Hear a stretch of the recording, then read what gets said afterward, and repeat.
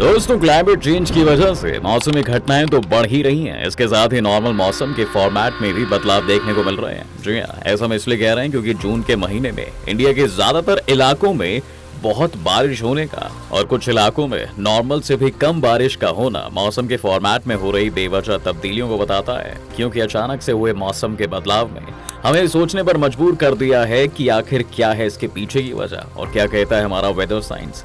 क्यों मानसून हमारे लिए इतना जरूरी हो जाता है और बेमौसम बारिश से किसानों को क्या नुकसान उठाने पड़ते हैं। इन सारे सवालों के जवाब हम आपको इस वीडियो में बताएंगे, लेकिन उसके लिए आपको हमारे साथ वीडियो के एंड तक बने रहना होगा। और अगर आप हमारे चैनल पर नए हैं तो चैनल को सब्सक्राइब जरूर कर लें।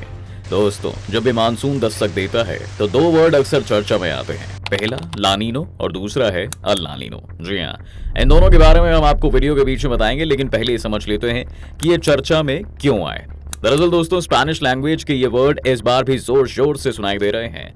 दरअसल 8 जून को केरल में मानसून की पहली बारिश हुई थी और उसी दिन अमेरिका की एक एजेंसी नोवा यानी कि national oceanic and atmospheric administration ने बताया कि पैसिफिक ओशियन में अल नीनो का असर दिख रहा है। लेकिन इंडिया के मौसम में इसे पूरी खबर मानकर चर्चा शुरू हो गई है। जी हाँ, ऐसा इसलिए क्योंकि साउथ वेस्ट मानसून जून महीने में ज्यादातर साउदर्न स्टेट और बिहार से रूठा रहा। इसके उलट इसने राजस्थान और देश के ग्रीनलैंड कहे जाने वाले रीजन पंजाब और हरियाणा में अपना जलवा दिखाया है और सीजन के पहले महीने में ही यहाँ अच्छी खासी बारिश देखने को मिली है। एनपीटी के छपे एक आर्टिकल में इंडिया मेट्रोलॉजिकल डिपार्टमेंट यानी कि आईएमडी के आंकड़ों के मुताबिक मानसून के पहले महीने में 29 जून तक इंडिया में 136.5 मिलीमीटर बारिश हुई है। यह नॉर्मल तरीके से होने वाली बारिश यानी कि 157 मिलीमीटर से 13% कम थी। आपको जानकर हैरानी होगी दोस्तों कि जून के महीने में बिहार में 47.5% मिलीमीटर बारिश हुई है, जबकि यहाँ नॉर्मल तरीके से 151.1 मिलीमीटर बारिश होती है। वहीं केरल के मौसम की नॉर्मल बारिश 621.9 मिलीमीटर के कंपैरिजन में महज 251.1 मिलीमीटर बारिश हुई है। वहीं बात अगर हम तमिलनाडु की कर लें तो यहाँ आमतौर पर नॉर्थ ईस्ट मानसून से बारिश होती है। जी हाँ, लेकिन जून के महीने में यहाँ भी 51.5 मिलीमीटर नॉर्मल कंपैरिजन की तुलना में 49.3 मिलीमीटर बारिश हुई है। इसके पीछे होने वाले इफेक्ट्स को समझने के लिए एक बार अल नीनो और ला नीनो को जानना बहुत जरूरी हो जाता है, जिसकी बात हमने वीडियो की शुरुआत में की थी। तो क्या होता है दोस्तों अल नीनो और ला नीनो? बात करें तो अल नीनो इफेक्ट मीटरोलॉजी का इंपॉर्टेंट फैक्टर होता है जो सेंट्रल और ईस्टर्न पैसिफिक ओशन में समुद्र के पानी का टेम्परेचर नॉर्मल होने पर बनता है। आसान भाषा में समझे तो इस इफेक्ट की वजह से सेंट्रल और ईस्टर्न पैसिफिक ओशन में टेम्परेचर काफी गर्म हो जाता है और इसी की वजह से वेस्टर्न पैसिफिक रीजन में रहने वाला हॉट सरफेस वाला पानी इक्वेटर के साथ ईस्ट की ओर बढ़ने लगता है, जिससे इंडिया के मौसम पर इसका असर देखने को मिलता है। ऐसी खतरनाक कंडीशन में भयानक गर्मी का सामना करना पड़ता है दोस्तों और सूखे के हालात बनने लगते हैं। वहीं लानीनो इसके बिल्कुल ऑपोजिट है। इसकी वजह से हमारे की वेस्ट कोस्ट और उसके कॉन्टिनेंट्स के पास के पैसिफिक ओशन का पानी एक्स्ट्रा ऑर्डिनरी तरीके से ठंडा हो जाता है। जी हाँ, जिससे ईस्ट की तरफ से आने वाली ये ट्रेड विंड्स मजबूत हो जाती हैं। अब इन दोनों को डिस्क्राइब करते समय आपके दिमाग में सवाल जरूर आया होगा कि इंडिया में इन दोनों से क्या इंपैक्ट पड़ते हैं। तो आइए इसे भी समझते हैं। दरअसल दोस्तों, अल नीनो के इम्पैक्ट से इंडिया में बहुत ज्यादा गर्मी देखने को मिलती है और उस साल मानसून में नॉर्मल से भी कम बारिश देखने को मिलती है। हालांकि इसके और भी कई सारे रीजंस हो सकते हैं, लेकिन ला नीनो की वजह से इंडिया में मानसूनी बारिश नॉर्मल से ज्यादा होती है और जिससे ठंड भी ज्यादा दिनों तक रहती है। लेकिन अब जो बात मैं आपको बताने चाह रहा हूँ उसे जानकर आपको जरूर हैरानी होगी। दरअसल इंग्लिश वेबसाइट राइटर्स में छपे एक आर्टिकल के मुताबिक जब अल नीनो इंडिया में मजबूत होता है तो ज्यादा बारिश देखने को मिलती है।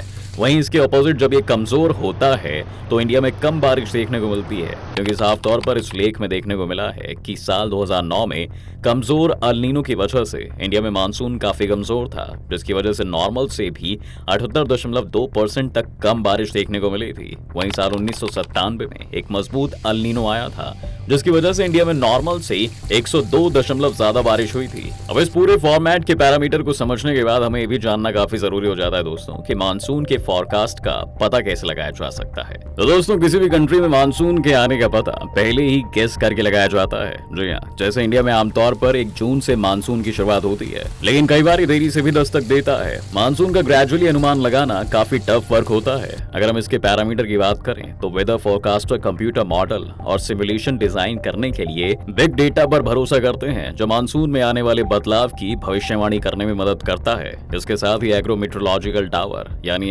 माइक्रोमेट और डॉपलर वेदर रडार यानी DWR जैसी मशीनों की मदद से इनका काम आसान हो जाता है। वहीं इन सब में इसरो भी इनकी काफी मदद करता है।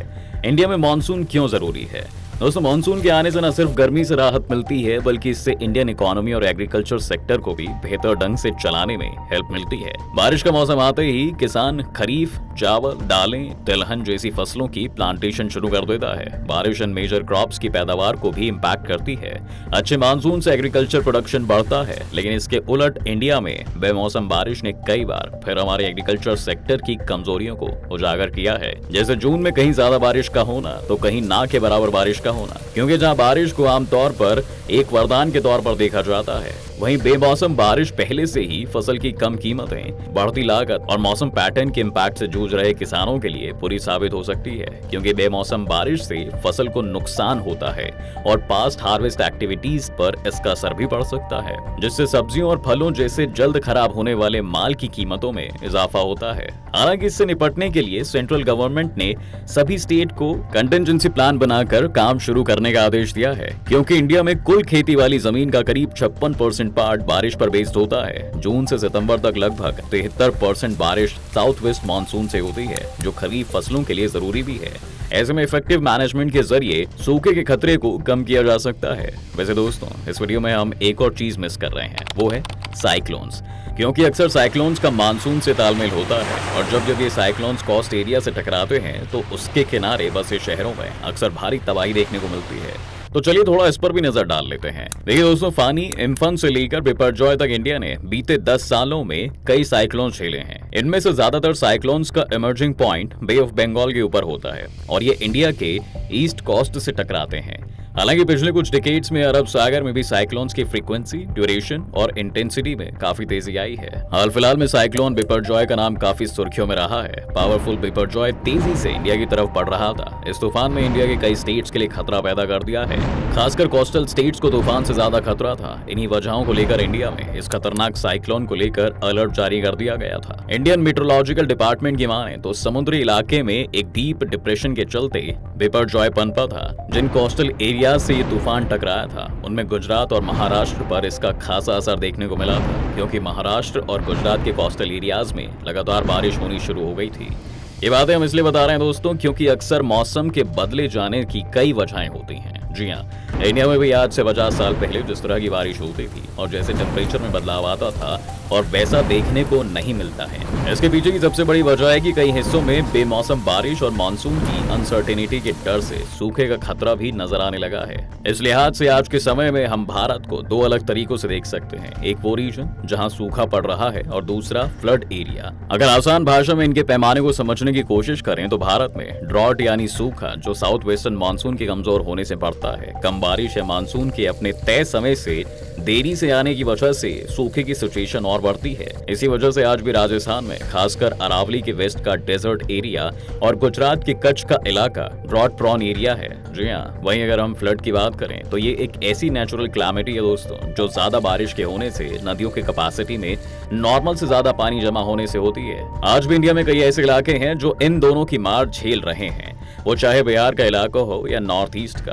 बिहार तो हर साल बाढ़ को झेलता ही है। करोड़ों लोग इससे अफेक्ट होते हैं। सैकड़ों की तादाद में लोग मरते हैं, कई लापता हो जाते हैं जिनका आज तक कुछ पता नहीं चला। करोड़ों रुपए की फसल खराब हो जाती है। एक तरह से बाढ़ बिहार में एनुअल ट्रेजेडी बन चुकी है। वहीं नॉर्थ ईस्ट में भी यही हाल देखने को मिलता है। खासकर असम जैसे स्टेट में इसका भयानक असर दिखता है। यहाँ बाढ़ से हालात इतने खराब हो जाते हैं कि आम लोगों की जिंदगी पर ब्रेक सा लग जाता है। चीजें बिगड़ने शुरू हो जाती हैं और हजारों घर इसकी चपेट में आ जाते हैं। हालांकि इंडिया में बारिश को आमतौर पर एक आशीर्वाद के रूप में देखा जाता है दोस्तों। जी हाँ, बेमौसम बारिश उन किसानों के लिए एक एक्सेप्शन हो सकती है जो पहले से ही फसल की कम कीमतें, बढ़ती लागत और मौसम के बदलते पैटर्न के इम्पैक्ट से जूझ रहे होते हैं। हाल ही के बेमौसम बारिश ने न केवल खड़ी फसलों को खराब किया है, बल्कि फसल के बाद उगाई जाने वाली फसलों को भी अफेक्टेड किया है।